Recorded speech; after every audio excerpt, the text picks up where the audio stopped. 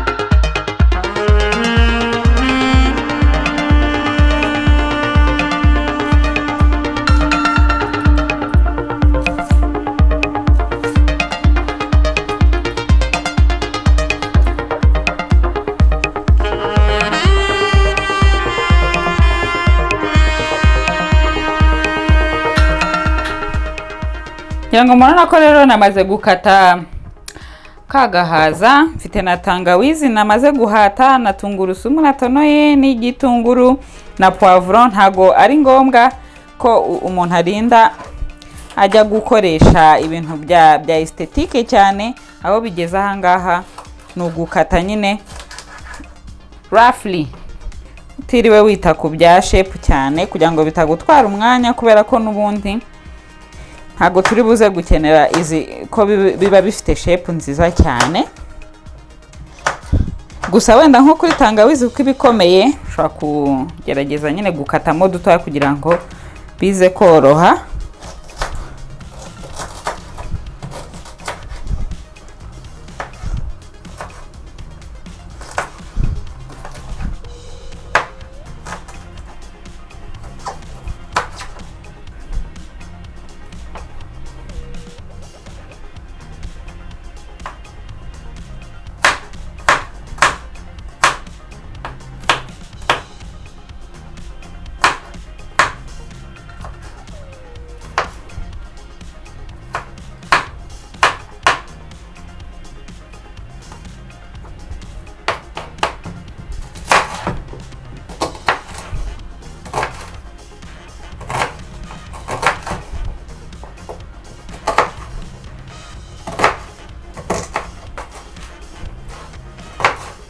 Ona ko mbikase ntitaye kuri esthétique cyane. Ubu none icyo ikintu tugiye gukurikizaho ibitunguru birande. Ikintu tugiye gukurikiza no guteka bya bintu byose.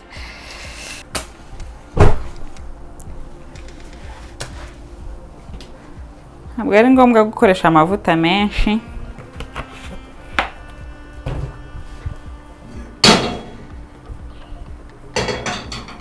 Hanyuma turabanzamo tangawizi na tungurusumu.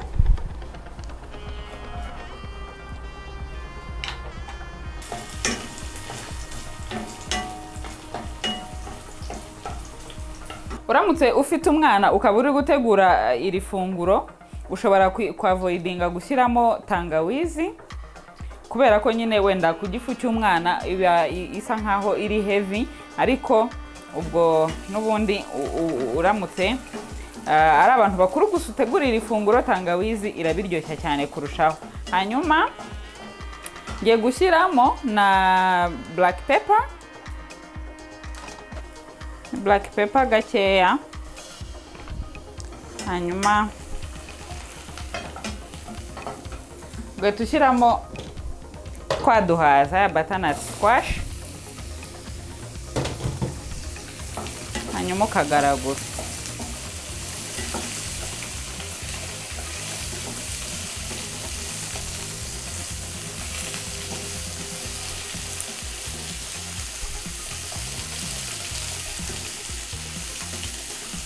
Hanyuma tugiye gushyiramo bya bitunguru na poivro,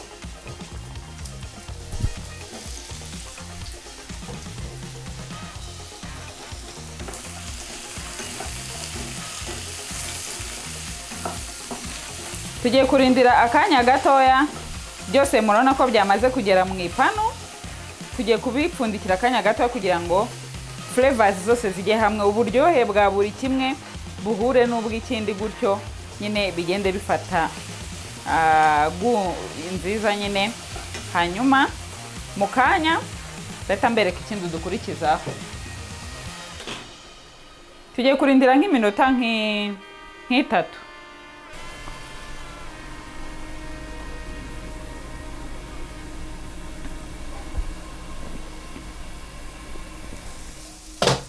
Ntabwo murabibona ko byagiye bishya gahoro gahoro.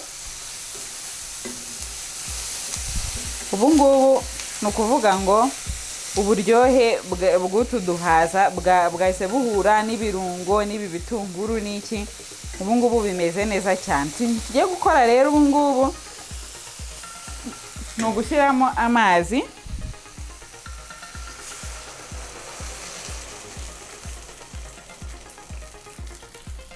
ndashyiramo n'amata makeya. Amata nyine atuma byongera flavor. Hanyuma dushyiremo n'ikiyiko kimwe cy'ifu y'ubunyobwa.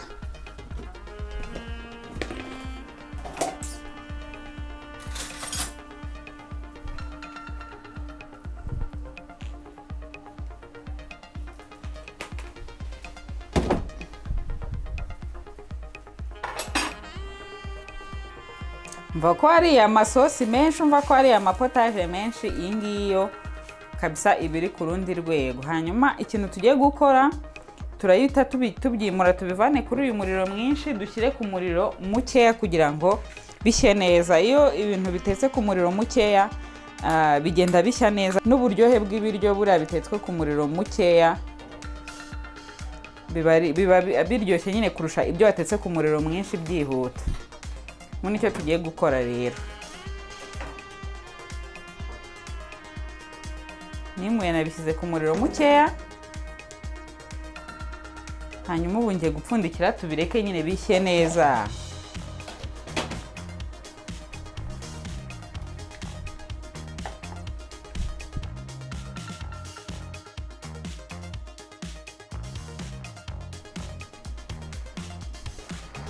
Hano ko rero byamaze gushya neza, byatogose mu buryo buhagije. Ubu ngubu ikintu tugiye gukurikizaho ni uguhita tubisya kugira ngo dukore ya sosi yacu.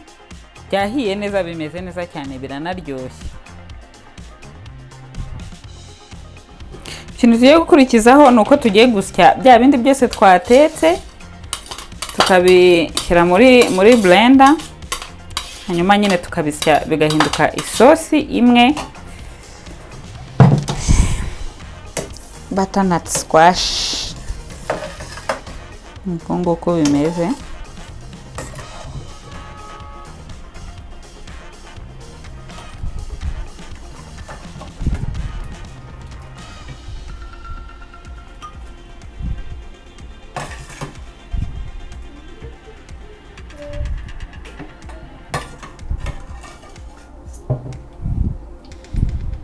ariko banashyize mu ijage nini ariko ntacyo ndabisyamo kabiri.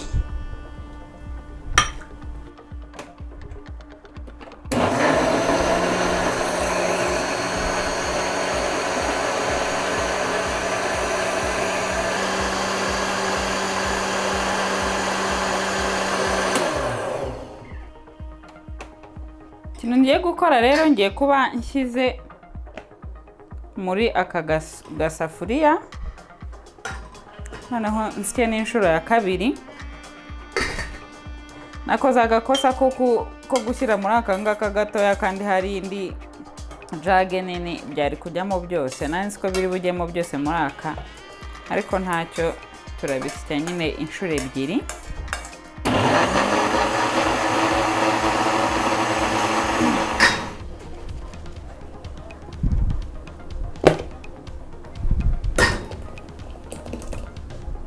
Nyuma rero yo kubisya neza bimaze kunoga, ikintu tugiye gukora ni ukongera kubicaniraho gato cyane kugira ngo byegerane, kubera ko nabitetse mu maseri abiri. Ariko uramutse ugiye nyine nko gutegura ameza, n'ubundi ushobora guhita utegura ameza nyuma yo kubishyushya nyine. Urabona ko ni isosi nyine nziza, idakomeye cyane, itanoroshye cyane. Uramutse ushaka ko iyo sosi yawe iza kuba yoroshye kurenza ahangaha, ushobora kongeramo amata kurenza amazi, kubera ko ukoresheje amazi uba uri nk'aho uri kubitesha uburyohe. Ariko wenda ushaka ko byoroha kurenza ahangaha, ugakoresha amata, bigumana uburyohe n'ubundi. Noneho bikaba na byiza wongeyemo n'akandi gafu k'ubunyobwa gakeya. Cyangwa se ushaka ko yaba ikomeye kurenza uku nguku, ushobora kugabanya nyine amalikide washyizemo. Ntushyiremo amazi menshi, ntushyiremo amata menshi, cyangwa ugashyiramo nk'amata gusa, ntukoresha amazi gusa. Nanone kuba wabitogosa n'amata gusa bishobora gushirira, amata ashobora gushirirana nabyo, kubera ko ntago byoroshye gutogosa ikintu nyine n'amata gusa. Biba byagusaba kwitonda cyane no kubicunga cyane. Ariko mu by'ukuri uku nguku bimeze, urabona ko bifite consistency nziza, ni isosi nziza cyane, ni potage nziza cyane. Ushobora kurisha umugati, ushobora kurisha capati, ukaba uriye neza pe. Nuko nguku isosi yacu imeze yahiye. Ushobora guhita uyitegura nyine nko muri aka gasafuriya gutya bimeze, ugashyiraho agasupura ku meza, hanyuma nyine ukayitegura abantu bakiserva, cyangwa se ukaba nyine ushobora no guseriva mu tuboro waba ufite nyine usanzwe uservamo potage.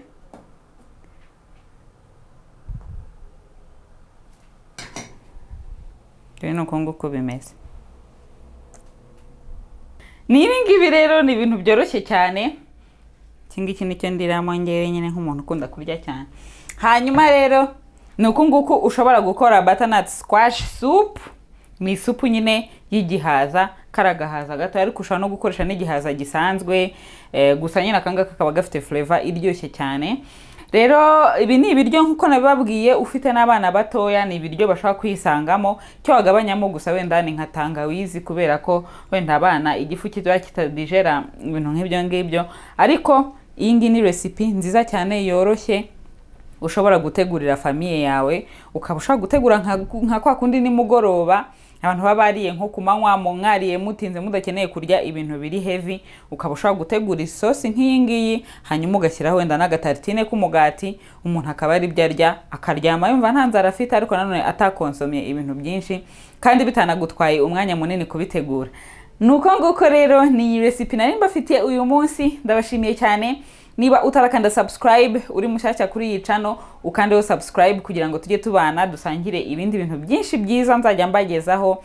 Hanyuma kandi unasharinge iyi video cyane cyane ku bantu uzi bakunda ibintu byo guteka, ku bantu uzi bakunda kwiyungura ubumenyi nyine ku bintu bijyanye n'icyo umuntu yateka mu rugo. Nuko nguko nizere ko tuzaba turi kumwe n'ubutaha. Mwari kumwe nanjye Udagora Vanessa. Peace. Bye bye.